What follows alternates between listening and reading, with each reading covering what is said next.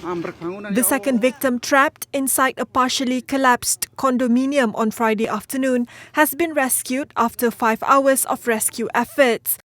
Housing and Local Government Minister Zuraida Kamaruddin said the 26-year-old Bangladeshi rescued worker has been sent to Kuala Lumpur Hospital. Doktor dah ada, doktor memberikan sokongan untuk pernafasan dia.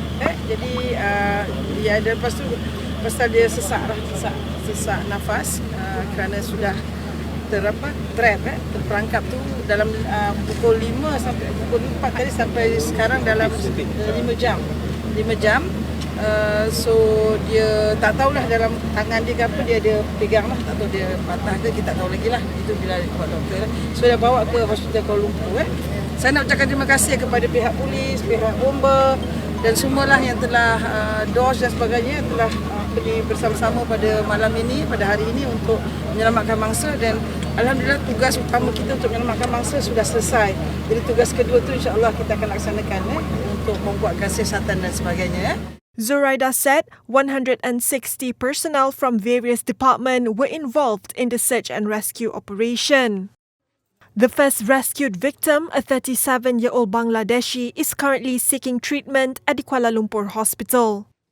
Meanwhile, media coordinator of the project Taman Desa Coalition, M. Gunasekar, was among the first to receive the news and shared it on social media. I was somewhere in nearby. We were in one of the restaurants nearby.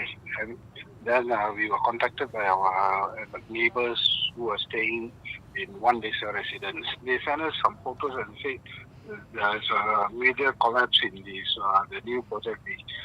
He said the residents in the area have been protesting the development since 2017. In 2017, when we found out about this project, 5 development along this land which was supposed to be TNB reserve, and we protested. We even sent memorandum to the Minister of Federal Territory and also to DBCare, and even we submitted a memorandum to our current Prime Minister.